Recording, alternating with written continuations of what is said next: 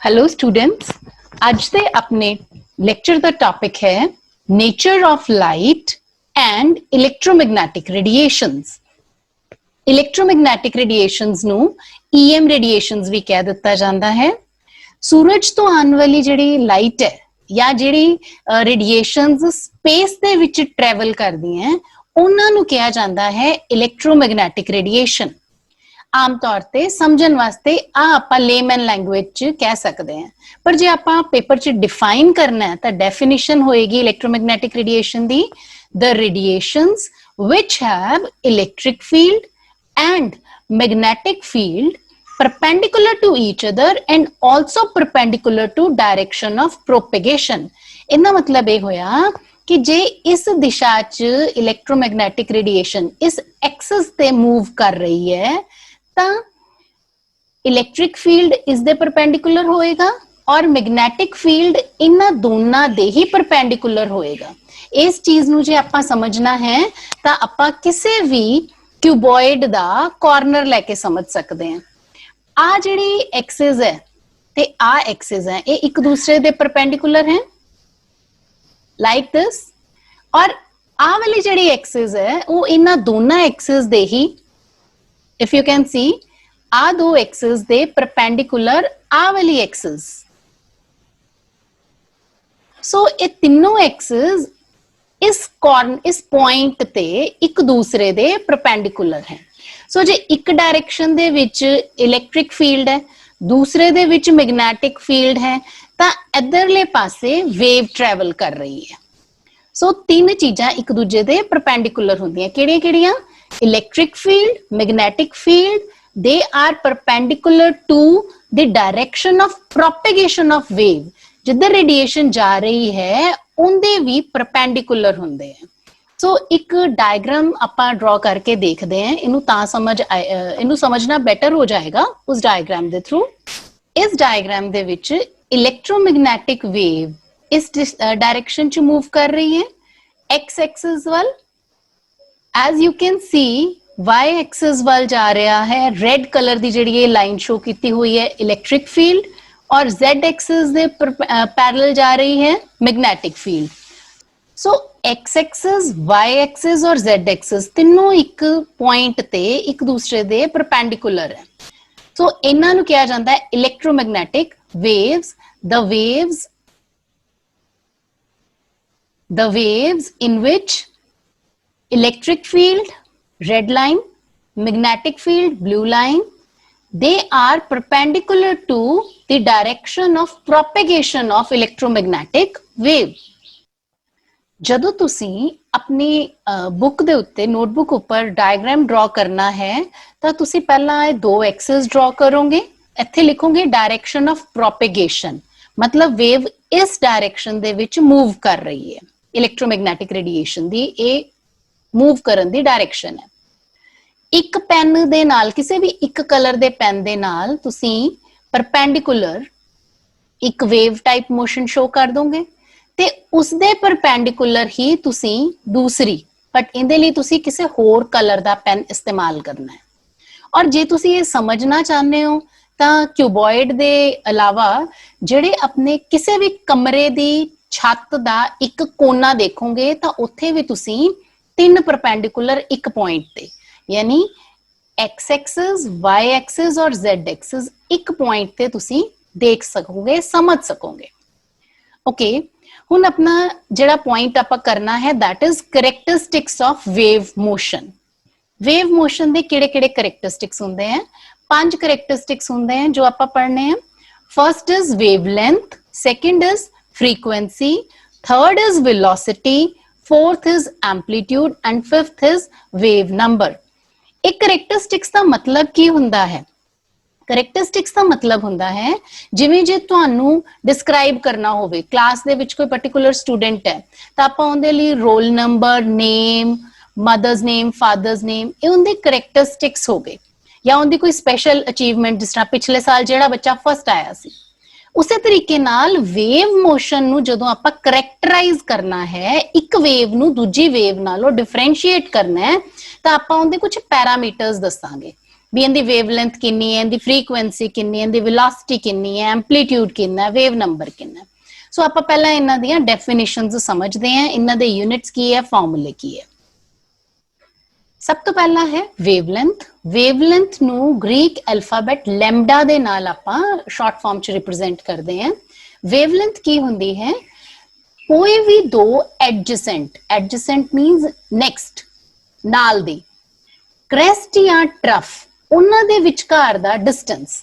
ਦੇਖੋ ਆਪਾਂ ਇਹ ਇੱਕ ਵੇਵ ਬਣਾਈ ਹੈ, ਸੋ ਇਸ ਵੇਵ ਦੇ ਜਿਹੜੇ ਨਾਰਮਲ ਪੋਜੀਸ਼ਨ ਦੇ ਨਾਲੋਂ ਉੱਪਰ ਵਾਲੇ ਪੁਆਇੰਟਸ ਹੈ ਉਹਨਾਂ ਨੂੰ ਆਪਾਂ ਕਹਿੰਦੇ ਕ੍ਰੈਸਟ, ਔਰ ਜਿਹੜੇ ਨੀਚੇ ਵਾਲੇ ਪੁਆਇੰਟਸ ਹੈ ਉਹਨਾਂ ਨੂੰ ਆਪਾਂ ਕਵਾਂਗੇ ਟਰਫ।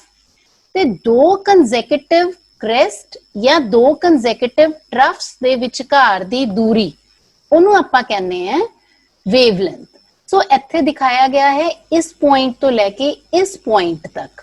ਆਈ ਹੋਪ ਤੁਹਾਨੂੰ ਸਮਝ ਲੱਗ ਗਿਆ ਹੋਏਗਾ ਵੀ ਇੱਕ ਕ੍ਰੈਸਟ ਦਾ ਇਹ ਸੈਂਟਰਲ ਪੁਆਇੰਟ ਹੈ ਤੇ ਦੂਸਰੇ ਕ੍ਰੈਸਟ ਦਾ ਇਹ ਸੈਂਟਰਲ ਪੁਆਇੰਟ ਹੈ। ਲਾਈਨ ਨੂੰ ਆਪਾਂ ਇਦਾਂ ਵੀ ਕਹਿ ਸਕਦੇ ਹਾਂ ਕਿ ਇਸ ਪੁਆਇੰਟ ਤੋਂ ਲੈ ਕੇ ਇਸ ਪੁਆਇੰਟ ਤੱਕ, ਬਟ ਇਹਦੇ ਚ ਨਾ ਜਿਹੜੀ ਯੂਨੀਫਾਰਮਿਟੀ, ਐਕੂਰੇਸੀ ਬਹੁਤ ਘੱਟ ਹੁੰਦੀ ਹੈ। ਆਪਾਂ ਜਨਰਲੀ ਆਹੀ ਪੁਆਇੰਟਸ ਲੈਣੇ ਆ ਜਿੱਥੋਂ ਦਾ ਆਪਾਂ ਡਿਸਟੈਂਸ ਮੈਜ਼ਰ ਕਰਨਾ ਹੈ। ਆ ਦੋ ਕ੍ਰੈਸਟ ਦਾ ਲੈ ਲਿਆ, ਤੇ ਜੇ ਇਸੇ ਤਰੀਕੇ ਨਾਲ ਦੋ ਟਰਫਸ ਦਾ ਲੈ ਲਈਏ ਤਾਂ ਜਿਹੜਾ ਆ ਡਿਸਟੈਂਸ ਹੈ ਇਹਨੂੰ ਆਪਾਂ ਕਵਾਂਗੇ ਲੈਮਡਾ ਯਾਨੀ ਵੇਵਲੈਂਥ। ਲੈਮਡਾ ਨੂੰ ਜਿਹੜੇ ਮੈਜ਼ਰ ਕਰਨ ਦੇ ਯੂਨਿਟਸ ਹੈ ਆਮ ਤੌਰ ਤੇ ਐਂਗਸਟ੍ਰੋਮ ਯੂਨਿਟ ਦੇ ਵਿੱਚ ਆਪਾਂ ਮੈਜ਼ਰ ਕਰਦੇ ਹਾਂ। ਲੈਂਥ ਵਾਲੇ ਹੀ ਯੂਨਿਟ ਹੋਣਗੇ ਇਹਦੇ। ਸੋ ਜਿਸ ਤਰ੍ਹਾਂ ਆਪਾਂ ਮੀਟਰ ਵਗੈਰਾ ਕਹਿੰਦੇ ਆ, ਸੋ ਇੱਕ ਮਾਈਕਰੋਨ ਮੀਟਰ, ਮਿਲੀ ਮਾਈਕਰੋਨ, ਨੈਨੋਮੀਟਰ, ਪਿਕੋਮੀਟਰ। ਤੇ ਪਹਿਲੇ ਚੈਪਟਰ ਦੇ ਵਿੱਚ ਬੇਟੇ ਇਹਨਾਂ ਸਾਰੇ ਪ੍ਰੀਫਿਕਸਸ ਦੀਆਂ ਵੈਲਿਊਜ਼ ਆਪਾਂ ਕਰ ਚੁੱਕੇ ਹਾਂ। ਐਂਗਸਟ੍ਰੋਮ ਦਾ ਮਤਲਬ ਹੁੰਦਾ ਹੈ 10⁻⁻10 ਮੀਟਰ। 1 ਮਾਈਕਰੋਨ ਦਾ ਮਤਲਬ ਹੁੰਦਾ ਹੈ 10⁻⁻6 ਮੀਟਰ। ਮਿਲੀ ਮਾਈਕਰੋਨ 10⁻⁻9। ਨੈਨੋਮੀਟਰ ਦਾ ਮਤਲਬ ਵੀ 10⁻⁻9 ਮੀਟਰ ਹੀ ਹੋਏਗਾ। ਔਰ 1 ਪਿਕੋਮੀਟਰ ਮੀਨਸ 10⁻⁻12 ਮੀਟਰਸ। ਹੁਣ ਜਿਹੜੀ ਇਸ ਤੋਂ ਅਗਲੀ ਆਪਾਂ ਡੈਫੀਨੇਸ਼ਨ ਕਰਨੀ ਹੈ, ਵੇਵ ਦਾ ਕਰੈਕਟਰ ਕਰਨਾ ਹੈ, that is frequency। ਇਹਨੂੰ ਗ੍ਰੀਕ ਐਲਫਾਬੈਟ ਨਿਊ, ਮਤਲਬ ਜਿਸ ਤਰ੍ਹਾਂ ਆਪਾਂ V ਨਹੀਂ ਲਿਖਣਾ ਬਟ V ਨੂੰ ਥੋੜਾ ਜਿਹਾ ਟੇਢਾ ਕਰਕੇ ਲਿਖਣਾ ਹੈ, that is new, NU ਕਹਿੰਦੇ ਆ ਇਹਨੂੰ ਆਪਾਂ। ਫ੍ਰੀਕੁਐਂਸੀ ਦਾ ਮਤਲਬ ਕੀ ਹੁੰਦਾ ਹੈ? ਇੰਗਲਿਸ਼ ਭਾਸ਼ਾ ਦੇ ਵਿੱਚ ਫ੍ਰੀਕੁਐਂਸੀ ਸ਼ਬਦ ਹੁੰਦਾ ਹੈ ਵੀ ਜਿਵੇਂ ਕੋਈ ਤੁਹਾਡੇ ਸਕੂਲ ਟੀਚਰ ਕਿੰਨੀ ਕੁ ਫ੍ਰੀਕੁਐਂਟਲੀ ਤੁਹਾਡੇ ਘਰ ਆਉਂਦੇ ਆ, ਬਹੁਤ ਘੱਟ। ਪਰ ਤੁਹਾਡੇ ਚਾਚਾ ਚਾਚੀ, ਮਾਮਾ ਮਾਮੀ, ਇਹਨਾਂ ਦੇ ਤੁਹਾਡੇ ਘਰ ਆਉਣ ਦੀ ਫ੍ਰੀਕੁਐਂਸੀ ਜ਼ਿਆਦਾ ਹੁੰਦੀ ਹੈ। ਸਾਲ ਚ 2 ਵਾਰੀ 4 ਵਾਰੀ ਆਉਂਦੇ ਆ, ਪਰ ਤੁਹਾਡੇ ਸਕੂਲ ਟੀਚਰ ਉਹਨਾਂ ਦੀ ਫ੍ਰੀਕੁਐਂਸੀ ਘੱਟ ਹੁੰਦੀ ਹੈ ਤੁਹਾਡੇ ਘਰ ਆਉਣ ਦੀ।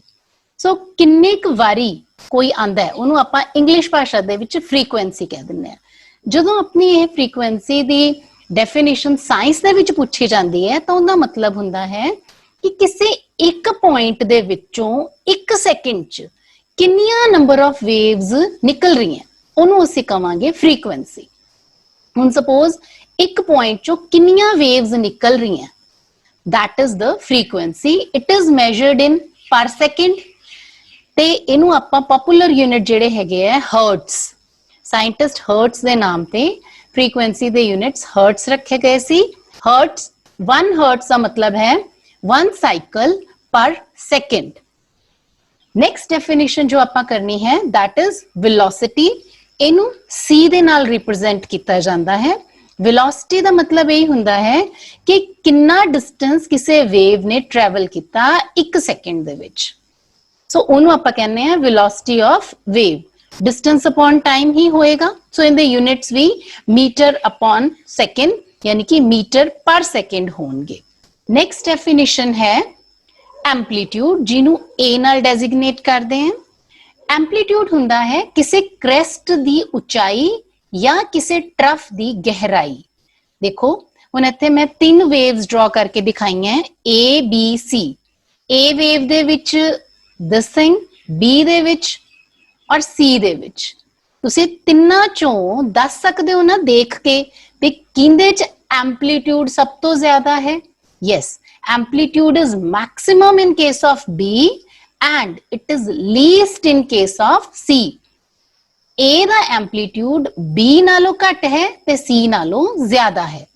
ਸੋ ਡਾਇਗ੍ਰਾਮੈਟਿਕਲੀ ਆਪਾਂ ਐਂਪਲੀਟਿਊਡ ਨੂੰ ਸਮਝ ਸਕਦੇ ਹਾਂ ਵੀ ਕਿਸੇ ਵੇਵ ਦੇ ਵਿੱਚ ਕ੍ਰੈਸਟ ਦੀ ਉਚਾਈ ਜਾਂ ਟਰਫ ਦੀ ਗਹਿਰਾਈ ਐਂਪਲੀਟਿਊਡ ਕਹਿਲਾਉਂਦਾ ਹੈ। ਪਰ ਜਿੱਦਾਂ ਜਿੱਦਾਂ ਤੁਸੀਂ ਅੱਗੇ ਪੜ੍ਹਾਈ ਕਰੋਗੇ ਨਾ ਤਾਂ ਐਂਪਲੀਟਿਊਡ ਜਿਹੜਾ ਸ਼ਬਦ ਹੈ ਅਕਸਰ ਤੁਹਾਨੂੰ ਉਹ ਇੰਟੈਂਸਿਟੀ ਜਾਂ ਬ੍ਰਾਈਟਨੈਸ ਦੋ ਸ਼ਬਦਾਂ ਦੀ ਸ਼ਕਲ ਦੇ ਵਿੱਚ ਮਿਲੇਗਾ। ਸੋ ਐਂਪਲੀਟਿਊਡ ਜਿਹੜਾ ਹੈ ਉਹ ਕਿਸੇ ਵੇਵ ਦੀ ਇੰਟੈਂਸਿਟੀ ਜਾਂ ਕਿਸੇ ਰੇਡੀਏਸ਼ਨ ਦੀ ਬ੍ਰਾਈਟਨੈਸ ਨੂੰ ਡਿਪਿਕਟ ਕਰਨ ਲਈ ਵੀ ਇਸਤੇਮਾਲ ਕੀਤਾ ਜਾਂਦਾ ਹੈ। ਨੈਕਸਟ ਹੈ ਵੇਵ ਨੰਬਰ, ਜਿਹਨੂੰ ਨਿਊ ਬਾਰ ਕਿਹਾ ਜਾਂਦਾ ਹੈ। ਨਿਊ ਬਾਰ ਦਾ ਮਤਲਬ ਹੈ ਕਿ ਰੈਸੀਪ੍ਰੋਕਲ ਆਫ ਲੈਮਡਾ। ਇਹਨੂੰ ਬੇਟੇ ਆਪਾਂ ਜੇ ਸਮਝਣਾ ਹੈ ਤਾਂ ਐਕਚੁਅਲੀ ਵੇਵ ਨੰਬਰ ਨਾਮ ਤੋਂ ਹੀ ਪਤਾ ਲੱਗ ਰਿਹਾ ਹੈ ਕਿ ਕਿੰਨੀਆਂ ਨੰਬਰ ਆਫ ਵੇਵਸ, ਮਤਲਬ ਜੇ ਆਪਾਂ 1 ਸੈਂਟੀਮੀਟਰ ਡਿਸਟੈਂਸ ਦੇ ਵਿੱਚ ਦੇਖੀਏ ਤਾਂ ਇੱਥੇ ਕਿੰਨੀਆਂ ਵੇਵਸ ਆ ਗਈਆਂ, that is the wave number.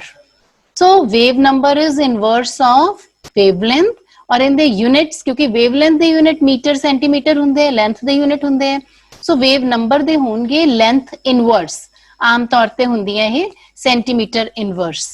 Next ਬਹੁਤ ਹੀ ਇੰਪੋਰਟੈਂਟ ਸਮਝਣ ਵਾਲਾ ਟੌਪਿਕ ਹੈ relationship between lambda, wave number, frequency and velocity.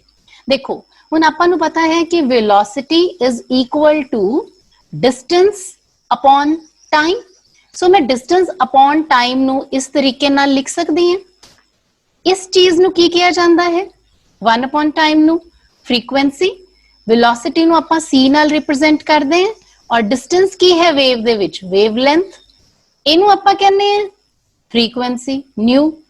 So c is equal to new lambda, ਆਪਣੇ ਕੋਲ ਇਹ ਰਿਲੇਸ਼ਨ ਆ ਜਾਂਦਾ ਹੈ ਪਹਿਲਾ। ਉਸਦੇ ਬਾਅਦ ਇਸੇ ਰਿਲੇਸ਼ਨ ਤੋਂ new is equal to c upon lambda, lambda ਨੂੰ ਇਧਰਲੇ ਪਾਸੇ ਲੈ ਗਏ। ਸੋ ਜਦੋਂ 1 upon ਲੈਮਡਾ ਹੈ ਤਾਂ ਉਹਨੂੰ ਆਪਾਂ ਨਿਊ ਬਾਰ ਕਹਿੰਦੇ। ਨਿਊ ਬਾਰ ਦੀ definition is equal to 1 upon lambda. So ਆਪਣੇ ਕੋਲੇ ਇਹਨਾਂ ਸਾਰੀਆਂ ਟਰਮਸ ਦੇ ਵਿਚਕਾਰ ਰਿਲੇਸ਼ਨਸ਼ਿਪ ਐਸਟੈਬਲਿਸ਼ ਹੋ ਜਾਂਦਾ ਹੈ। ਨੂਮੈਰੀਕਲ ਪੁਆਇੰਟ ਆਫ ਵਿਊ ਦੇ ਨਾਲ ਇਹ ਰਿਲੇਸ਼ਨ ਬਹੁਤ ਇੰਪੋਰਟੈਂਟ ਹੈ। ਸਪੋਜ਼ ਤੁਹਾਨੂੰ ਕਿਸੇ ਵੇਵ ਦੀ ਵੈਲੋਸਿਟੀ ਦਿੱਤੀ ਹੋਈ ਹੈ, ਤੁਹਾਨੂੰ ਉਹਦੀ ਵੇਵ ਲੈਂਥ ਦਿੱਤੀ ਹੋਈ ਹੈ, ਫ੍ਰੀਕੁਐਂਸੀ ਕੱਢੀ ਜਾ ਸਕਦੀ ਹੈ। ਜੇ ਤੁਹਾਨੂੰ ਵੇਵ ਲੈਂਥ ਦਿੱਤੀ ਹੋਈ ਹੈ ਤੇ ਵੇਵ ਨੰਬਰ ਪੁੱਛਿਆ ਹੋਇਆ ਹੈ, ਤੁਸੀਂ ਡਾਇਰੈਕਟਲੀ ਕੱਢ ਸਕਦੇ ਹੋ wave number is equal to 1 upon lambda. So ਇਸ ਤਰੀਕੇ ਦੇ ਨਾਲ ਬੇਟਾ ਇਹਨਾਂ ਫਾਰਮੂਲਿਆਂ ਦੀ ਮਦਦ ਨਾਲ ਤੁਸੀਂ ਨੂਮੈਰੀਕਲ ਸੋਲਵ ਕਰਨੇ ਆ। ਸੋ ਇਹਨਾਂ ਨੂੰ ਲਰਨ ਕਰਨਾ ਅੱਛੇ ਤਰੀਕੇ ਨਾਲ। ਹੁਣ ਆਪਾਂ ਇਲੈਕਟ੍ਰੋਮੈਗਨੈਟਿਕ ਰੇਡੀਏਸ਼ਨ ਦੇ 3 ਮੇਨ ਫੀਚਰ ਹਮੇਸ਼ਾ ਯਾਦ ਰੱਖਣੇ ਹੈ। ਪਹਿਲੀ ਚੀਜ਼, ਇਲੈਕਟ੍ਰੋਮੈਗਨੈਟਿਕ ਰੇਡੀਏਸ਼ਨਸ ਨੂੰ ਕਿਸੇ ਵੀ ਮੀਡੀਅਮ ਦੀ ਲੋੜ ਨਹੀਂ ਹੁੰਦੀ ਟਰੈਵਲ ਕਰਨ ਵਾਸਤੇ। ਹੁਣ ਦੇਖੋ ਸਨ ਤੋਂ ਸਨਲਾਈਟ ਅਰਥ ਤੱਕ ਆਂਦੀ ਹੈ, ਵਿਚਕਾਰ ਹਵਾ ਵੀ ਨਹੀਂ ਹੈ, ਵੈਕਿਊਮ ਹੈ। So electromagnetic radiations do not need any medium to travel. दूसरा, electromagnetic radiation सारियां दी इक्को जैसी स्पीड हुंदी है। All radiations have the same speed and that is 3 into 10 raised to power 8 meter per second. Yes, ਤੁਹਾਨੂੰ ਸਾਰਿਆਂ ਨੂੰ ਬੇਟਾ ਯਾਦ ਹੋਏਗਾ light the velocity 3 into 10 raised to power 8 meter per second ਹੁੰਦੀ ਹੈ। ਸੋ ਇਹ ਸਾਰੀਆਂ ਇਲੈਕਟ੍ਰੋਮੈਗਨੈਟਿਕ ਰੇਡੀਏਸ਼ਨਸ ਦੀ ਸੇਮ ਵੈਲੋਸਿਟੀ ਹੁੰਦੀ ਹੈ, ਮਤਲਬ ਵੈਲੋਸਿਟੀ ਇਜ਼ ਕਾਂਸਟੈਂਟ, ਵੈਲੋਸਿਟੀ ਬਦਲੇਗੀ ਨਹੀਂ। ਤੀਸਰਾ ਇੰਪੋਰਟੈਂਟ ਪੁਆਇੰਟ ਹੈ, ਇਲੈਕਟ੍ਰੋਮੈਗਨੈਟਿਕ ਰੇਡੀਏਸ਼ਨਸ ਦੀ ਡੈਫੀਨੇਸ਼ਨ ਤੋਂ ਹੀ ਆਉਂਦਾ ਹੈ ਕਿ ਇਲੈਕਟ੍ਰੋਮੈਗਨੈਟਿਕ ਰੇਡੀਏਸ਼ਨਸ 'ਚ ਇਲੈਕਟ੍ਰਿਕ ਫੀਲਡ ਤੇ magnetic field perpendicular to direction of propagation ਹੁੰਦੇ ਆ। ਇਹ 3 ਚੀਜ਼ਾਂ ਆਪਾਂ ਕਦੇ ਵੀ ਭੁੱਲਣੀਆਂ ਨਹੀਂ ਇਲੈਕਟ੍ਰੋਮੈਗਨੈਟਿਕ ਰੇਡੀਏਸ਼ਨ ਦੇ ਲਈ।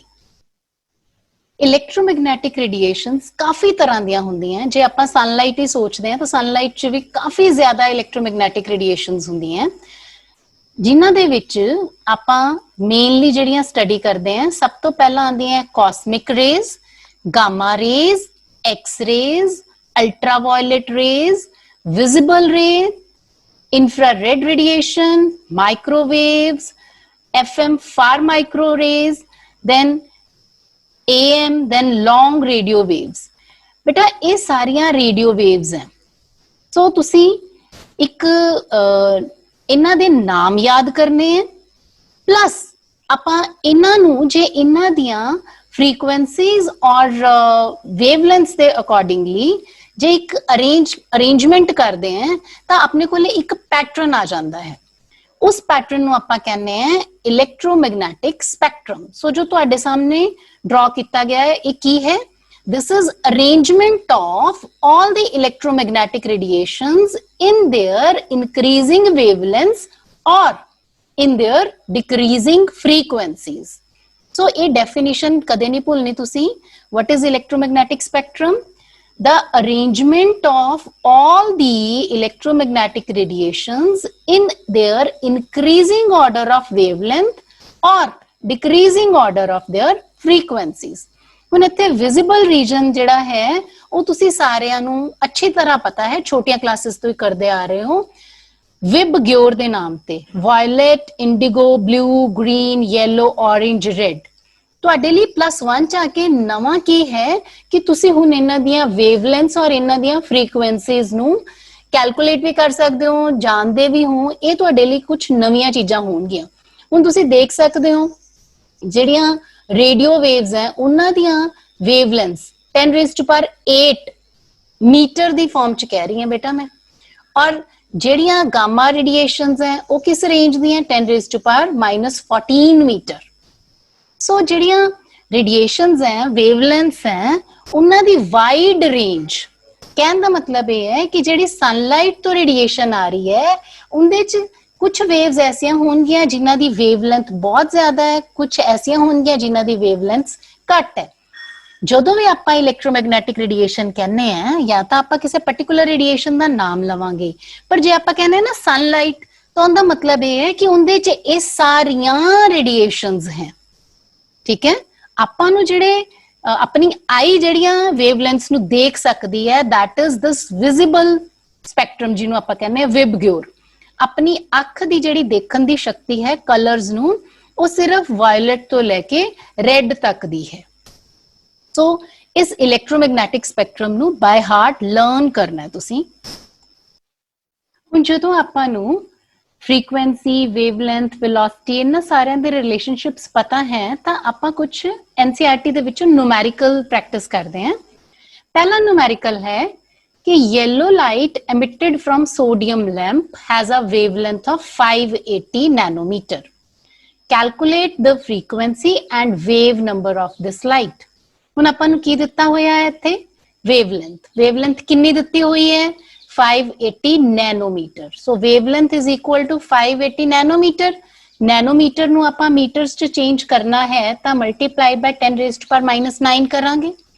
ਹੁਣ ਕਿਉਂਕਿ ਇੱਥੇ ਸੋਡੀਅਮ ਲੈਂਪ ਤੋਂ ਯੈਲੋ ਲਾਈਟ ਕਿਹਾ ਗਿਆ ਹੈ, ਲਾਈਟ ਕਿਹਾ ਗਿਆ ਇਹਦਾ ਮਤਲਬ ਇਲੈਕਟ੍ਰੋਮੈਗਨੈਟਿਕ ਰੇਡੀਏਸ਼ਨ ਹੈ, ਤੇ ਇਲੈਕਟ੍ਰੋਮੈਗਨੈਟਿਕ ਰੇਡੀਏਸ਼ਨ ਕੋਈ ਵੀ ਹੋਵੇ ਉਹਦੀ ਵੈਲੋਸਿਟੀ 3 × 10⁸ ਮੀਟਰ ਪਰ ਸੈਕਿੰਡ ਹੁੰਦੀ ਹੈ। ਪੁੱਛਿਆ ਕੀ ਗਿਆ? ਕੈਲਕੂਲੇਟ ਦ ਫ੍ਰੀਕੁਐਂਸੀ। ਸੋ ਫ੍ਰੀਕੁਐਂਸੀ ਨਿਊ ਪੁੱਛੀ ਗਈ ਹੈ। ਸੋ ਆਪਾਂ ਨੂੰ ਰਿਲੇਸ਼ਨਸ਼ਿਪ ਪਤਾ ਹੈ ਕਿ C = ਨਿਊ ਲੈਮਡਾ। ਨਿਊ ਕਿੰਨਾ ਹੋਏਗਾ?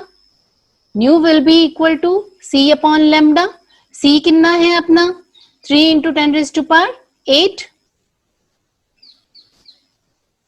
और लैम्डा कितनी दिती हुई आपां नू? 580 × 10⁻⁻9। और जदों आपां इनू कैलकुलेट कर लवांगे, -9 नू ऊपर लेके जावांगे, +9 बन जाएगा, तां अपने कोले जिहड़ा आंसर आ जाएगा, फ्रीक्वेंसी दी वैल्यू जिहड़ी आ जाएगी, दैट इज इक्वल टू 5.17 × 10⁻14 पर सेकेंड। ठीक है, सो फ्रीक्वेंसी दा ये आंसर आ गया। जिहड़ी अगली चीज पूछी है that is wave number. Wave number की हुंदा है आपां नू पता है कि 1/λ। लैम्डा आपां नू गिवन है 580 × 10⁻⁻9।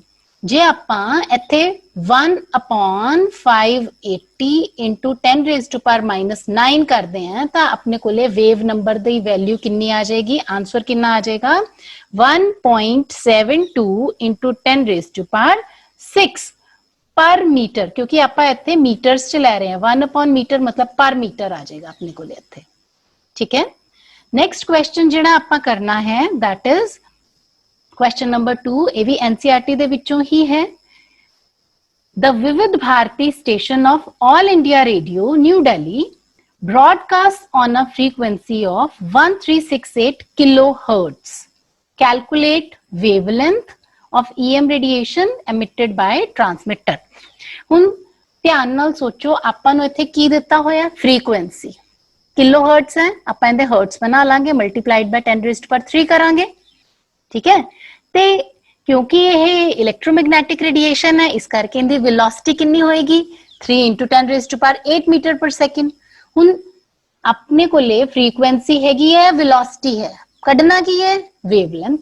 ਸੋ ਆਪਾਂ ਬਿਲਕੁਲ ਐਕਸਪੈਕਟਡ ਤਰੀਕੇ ਦੇ ਨਾਲ ਫ੍ਰੀਕੁਐਂਸੀ ਦਿੱਤੀ ਹੋਈ ਹੈ, ਫ੍ਰੀਕੁਐਂਸੀ ਨੂੰ ਹਰਟਸ 'ਚ ਲੈ ਲਿਆ, ਵੈਲੋਸਿਟੀ ਸਾਨੂੰ ਪਤਾ ਹੈ, ਇਹਨੂੰ ਅਸੀਂ ਆਪਣੇ ਦਿਮਾਗ 'ਚ ਰੱਖਣਾ ਹੈ, ਕਦੀ ਇਹ ਕਿਸੇ ਨੂਮੈਰੀਕਲ 'ਚ ਨਹੀਂ ਵੀ ਦਿੱਤੀ ਹੋਏਗੀ ਤਾਂ ਤੁਸੀਂ ਆਟੋਮੈਟਿਕਲੀ ਯਾਦ ਰੱਖਣੀ ਹੈ।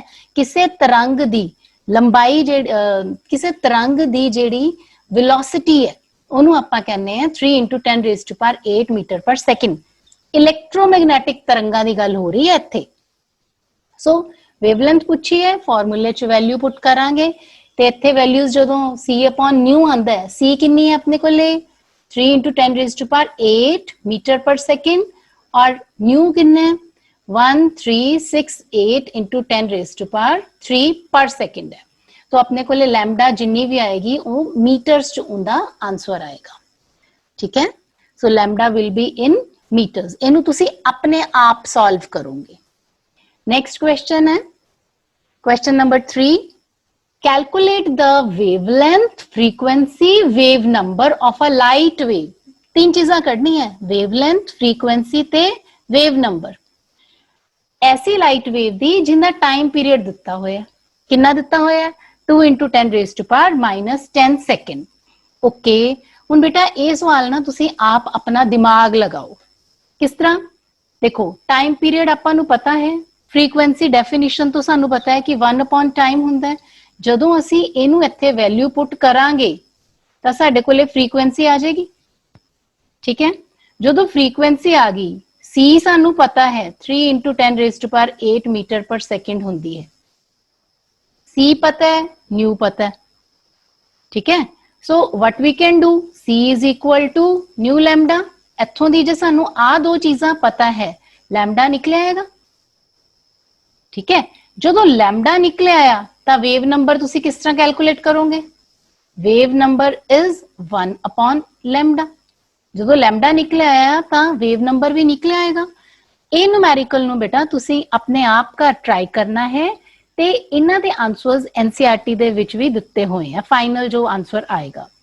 आई होप बेटा तुहानू इलैक्ट्रोमैग्नेटिक रेडिएशंस, उन्हां दे characteristics, electromagnetic spectrum, relationship between frequency, wavelength and velocity, wave number समझ आ गए होंगे ते उन्हां दे बेसिस ते बेटा तुसी होर भी न्यूमेरिकल प्रैक्टिस करोगे। Thank you. Like, share, subscribe and click the bell icon for more updates.